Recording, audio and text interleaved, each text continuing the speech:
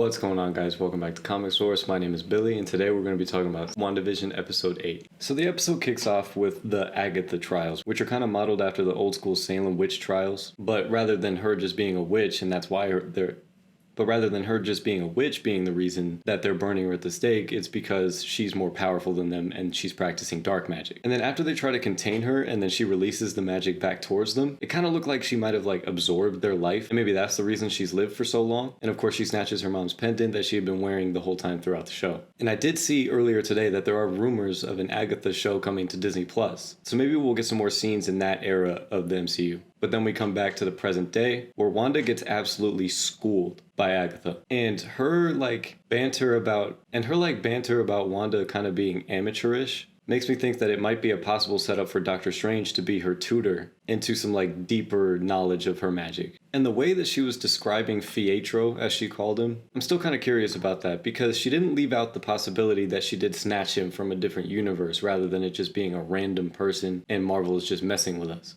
And then of course Agatha shows her about mind control, which Wanda has used on several occasions, in her first appearance and in the show. And with this, they're really trying to show the dynamic between Wanda's power and another magician's power. For example, when she said that it's really hard to create the smallest convincing illusion, and Wanda has magic running on autopilot. And then of course she's really impressed by this. And of course, during this scene is that really uncomfortable part with the cicada, and then she turned it into a bird, and then back into a cicada when she threw it into Senor Scratchy's mouth. But that's not a bunny. Bunnies don't eat cicadas, birds, and they definitely don't ravage their food like that. But then she wants to go deeper. She brings Wanda back to the night that her parents died, and then of course that's when we get the explanation of why Wanda was theming all of these like sitcoms. It's because she was watching them to practice her English and then she fell in love with them. And I did want to note Catherine Hahn's comedic talent, even though in this kind of tense scene she was able to throw in a little bit of jabs that were really funny, and I think it really worked. Overall, this entire episode is just a great performance from the two lead actresses. But then this is the start of Kevin Feige's mad genius, where of course he retconned it from a defective warhead to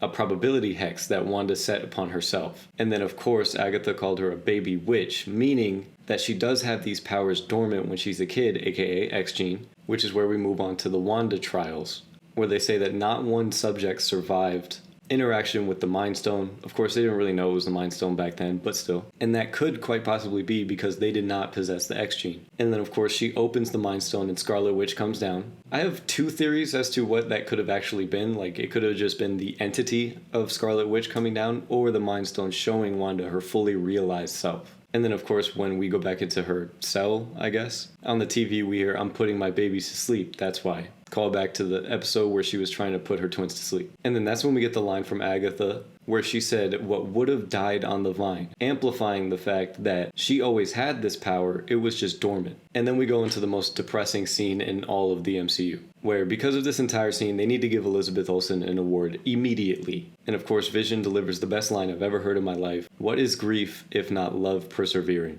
Which I thought it was amazing that actually got a tear out of Agatha Harkness. But she's Agatha Harkness, not Agatha Heartless, right?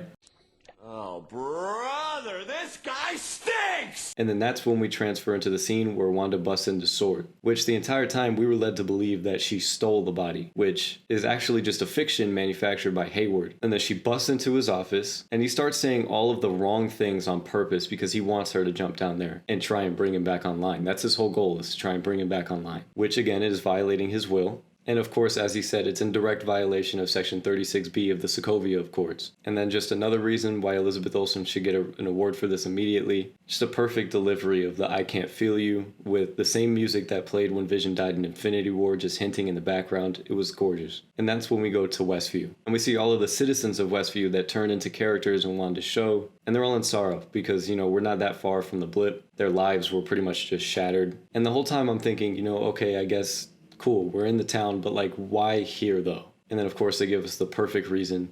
Vision wanted to have a house for Wanda and him to grow old in. And then this is where that screenshot came from the previous episodes, that I didn't know where it came from, but it was just like a flash shot in the episode.